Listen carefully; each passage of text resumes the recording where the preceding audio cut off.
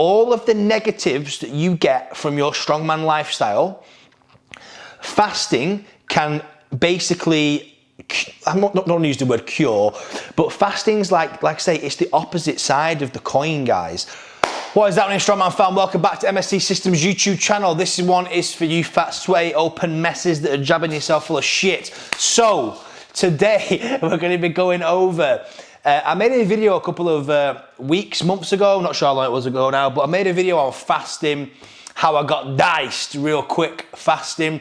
And I said I was going to make a video for open weights about how you can implement a fasting strategy into your strongman lifestyle to increase your health markers, your longevity, improve insulin resistance, and reduce visceral fat stores. Just get basically a heap of benefits. So before I go into this video, I just want to say something first of all, because whenever you say something that basically in the strongman scene, not a lot of people present information from elsewhere, or they present unique information. And I, to be honest, guys, I'm probably the only one, aren't I? Let's be honest. I'm the only 3 or 4 years ago, I was pushing Vivo barefoot shoes and barefoot foot control work into the strongman scene passionately, getting all my clients to do it. You'll notice all my clients wear barefoot shoes, and now this is a real common trend that you see. You know, back then nobody was pushing this at all in any sports. Now barefoot and foot control work is everywhere.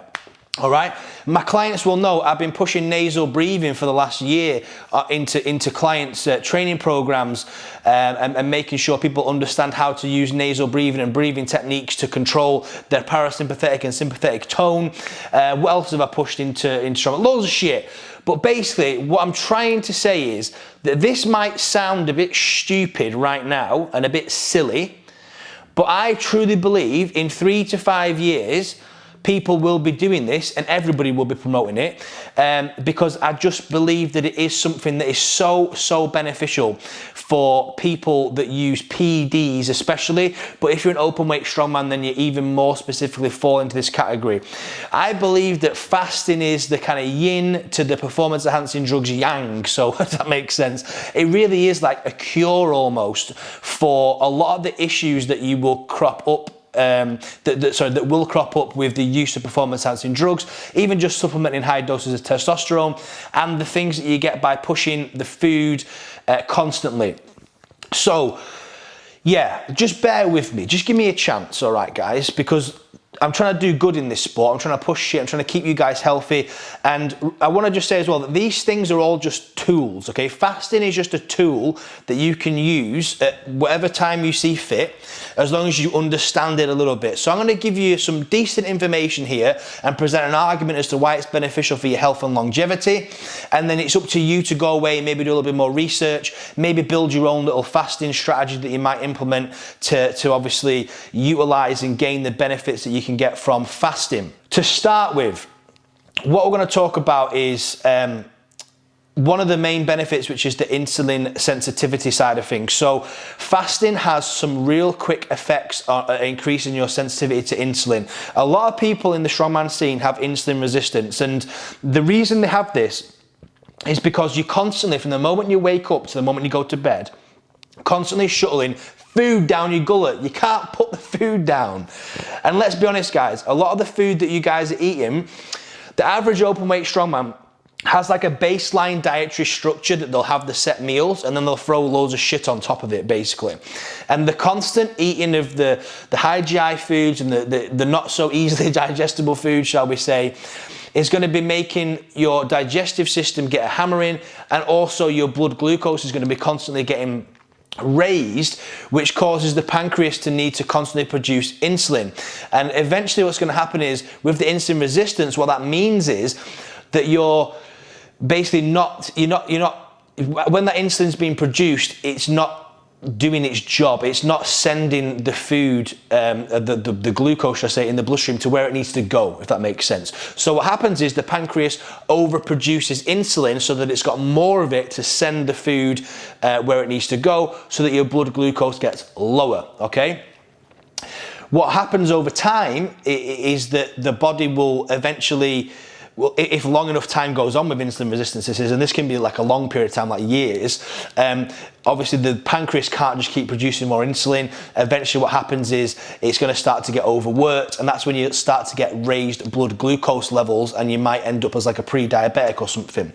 With fasting, what fasting can do for you is completely take away the need to produce insulin from the pancreas. It will completely drop that insulin spike down.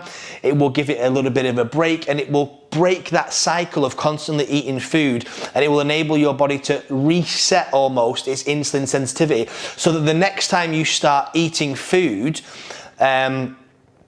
your body's going to be sensitive to that insulin. It won't need to produce as much, and it'll be able to get it to do what it's supposed to do without overproducing insulin. Insulin resistance is something that is very, very common in the strongman scene. It's something that I notice all the time, because if you ever see somebody who has really lean arms and legs, and they've got quite a bit of fat storage around the stomach and love handles, back fat, etc., that is a sign of insulin resistance, and it's something that is quite common in the strongman scene.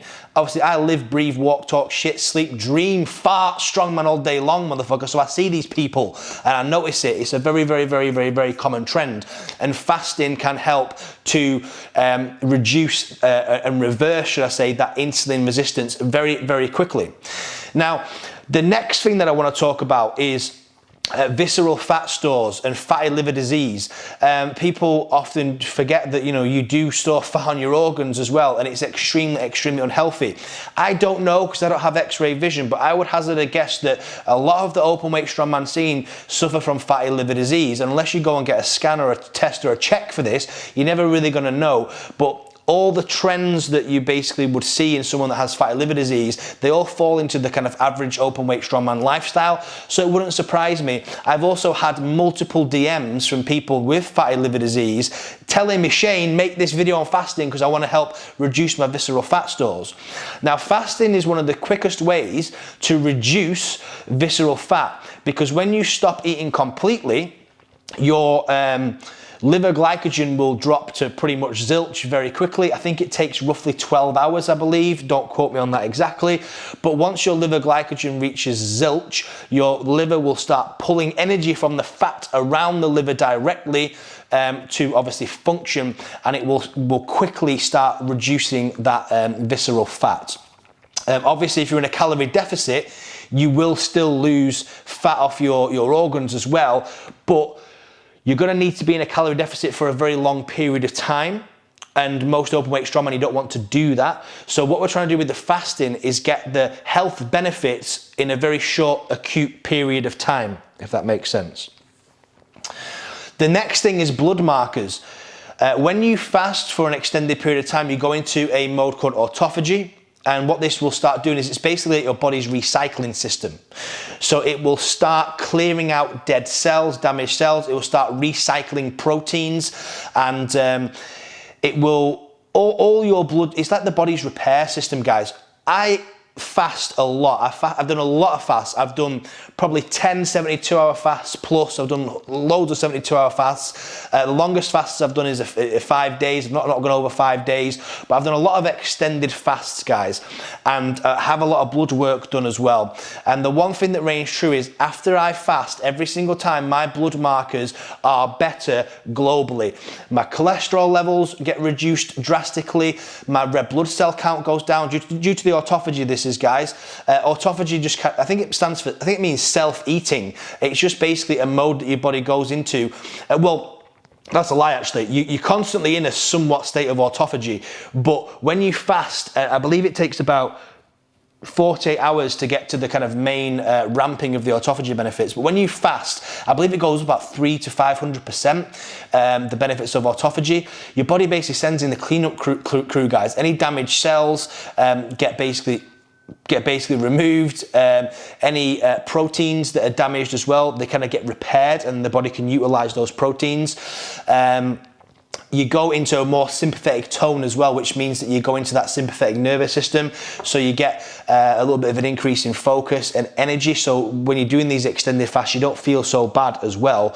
But this switch in sympathetic state means that your body's able to basically function cognitively and obviously physically, and you're going to be able to get all the benefits of this autophagy, the PED side of things that we use, guys. Like I said at the start, it's kind of like an antidote to the PED stuff. The increase in hematocrit that you get from using, high dose anabolics, the increase in red blood cells, the damage to your cholesterol and liver enzymes. You can literally get, like, imagine you went off gear for like 4 months or something.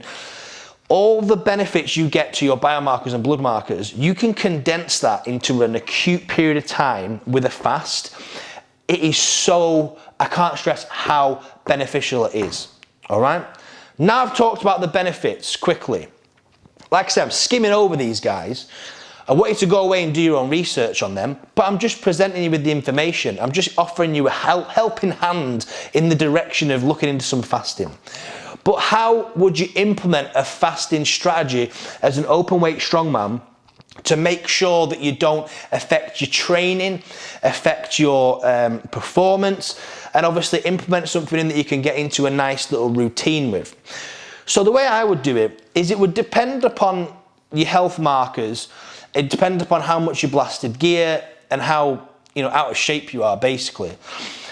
But I would say, as a kind of rough rule, I would say at least every quarter. So that means every 3 months for you fuckers that can't do maths.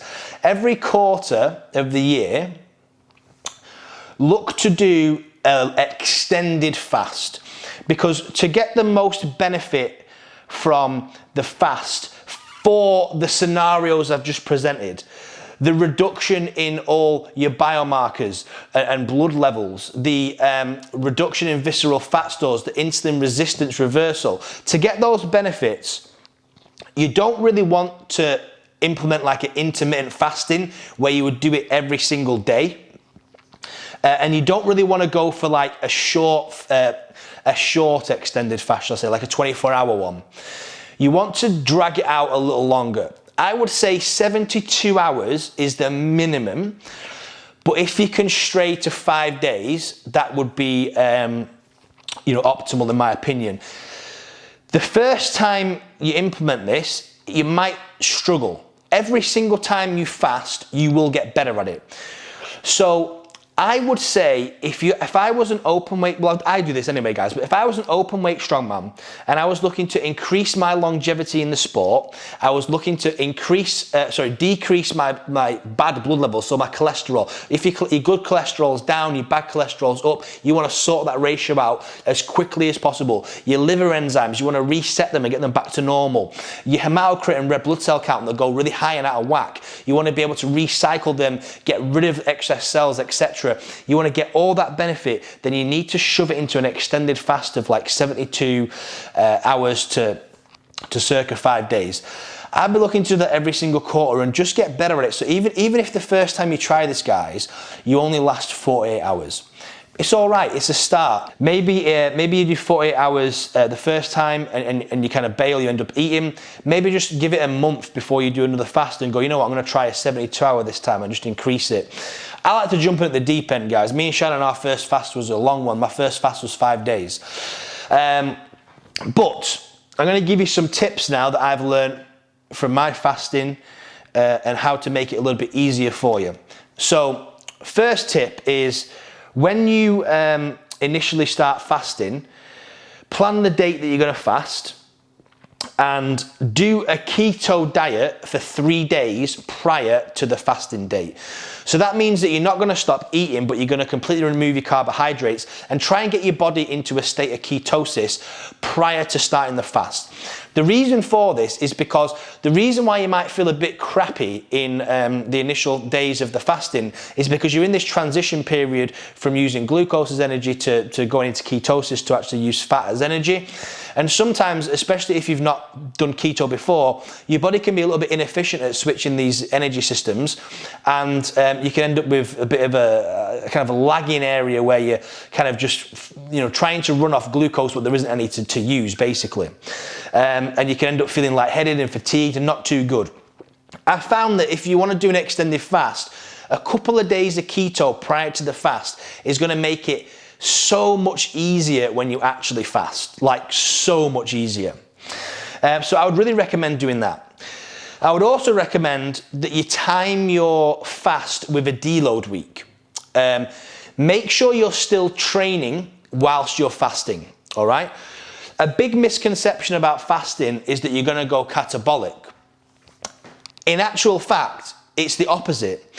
I would argue, and there are studies to show, that you could potentially retain more muscle mass fasting than in a calorie deficit. The reason being is that switch that I said before about the parasympathetic and sympathetic tones. You're going to go very sympathetic, and you're going to go into a state of like what they call, hardcore fasting. People call it like, hunting mode or whatever, where you get turned on, you get a little bit of adrenaline in the bloodstream, metabolism actually increases rather than decreases.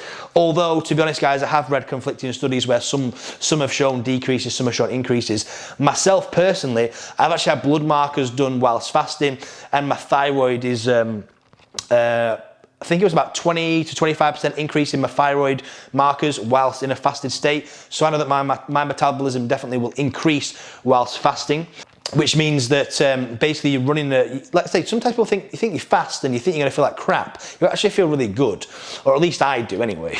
And I think the more you fast, the better you feel, because your body kind of gets better at utilizing this state that it's in. But anyhow, with the catabolic thing, make sure you're training, because when you train, you're going to basically be increasing protein synthesis and letting your body know, like, this muscle tissue that I've got here is useful. Yes, your body is going to need proteins, but there are a lot of proteins in your blood that sometimes there are damaged protein cells in the blood that the autophagy benefits of fasting can actually repair those protein cells and then utilize them afterwards for whatever is needed. It's very beneficial to train whilst you're fasted, but make sure that you're doing it on a deload week, so you're still deloading your loads. I wouldn't recommend doing an extended fast on peak week, obviously. When to implement it then? Like I say, quarterly would be good. It doesn't have to be exact though, guys. I would say that a great time to do this would be after competition prep. This is how I would recommend you to do it, is if you are going and you've done a big peak, so you're pushing your food, you're pushing your peds, you're pushing everything, you're pushing your training, you're in an overtrained state, you then deload, you get a little bit of a rebound, a super compensation effect, you go into your competition, hopefully you smash your competition, then boom, the week after the competition, give it a restoration week where you're going to be looking to train a lot lighter. You're maybe going to do some unilateral work, you're going to work on some imbalances and some muscles that haven't been worked as much during the kind of peaking phase you were just in. Look at resetting your kind of positions and stability of your knees, hips, shoulders, etc. And then on top of that, throw in an extended fast so that you're able to recover from all the damage that you've done to your body during that peaking phase where you're pushing the drugs and all your blood markers are getting out of whack. You can get, honestly guys, somebody just fucking do it and send me your bloods, because I guarantee it, because I've done it a couple of times now myself, so I know I know that at least on myself, I know it works really well. Is do the peak, get everything out of whack, everything all fucked up from your strongman peak, do an extended fast for 5 days with a restoration week. Get your bloods done a couple of days later. I guarantee that your hematocrit will drop drastically, red blood cell count will get in range, liver enzymes will improve so quick, so will cholesterol. CPK, etc., all these other markers that you need to be tracking will all reduce drastically and get back in range. You can condense 4 months of off time into 7 days-ish if you're able to, extend your fast to like 3 to 5 days area. I really do believe that fasting and strongman should go hand in hand, because all of the negatives that you get from your strongman lifestyle, fasting can basically, I'm not going to use the word cure, but fasting's like I say, it's the opposite side of the coin, guys. And if you're not implementing it into your strategies, if it's not something that's built into your training year, I really think we're missing out, guys. And I think that just like how big foot control's got now and how big barefoot work's got, just like nasal breathing work, how we know how it can control your parasympathetic and sympathetic states, how it can improve recovery, resting heart rate, sleeping, etc. We know these things, and they're very much pushed out into the kind of strength and conditioning world now. I'll be honest, at MST Systems, we've been doing this shit for years, but I truly believe that fasting could be the next big thing in strength sports that helps us increase our longevity, increase our health markers, and just makes that transition from, because I've said this in other videos, guys, that when you're a strength athlete or a strongman or whatever, you've got a limited amount of time that you're able to do this sport. And when it comes time that you're kind of going to get out of the sport and you're going to stop actively competing at high level, you're going to reduce your gear down to a cruise dose maybe, or TRT or whatever. Once you get to that point in time, if you've done irreversible damage, then the rest of your life as a retired athlete, you've got to live with that. I believe that fasting can make it so that when you get to that retirement point, you don't have irreversible damage, and you're going to be in a position where you're so glad that you did it. You know what? All I did, guys, is every 3 months I did a 7-day fast every 3 months. That's all I did for 5 years. Imagine if that's what you could say. For the last 5 years of your career, you did 4 fasts a year.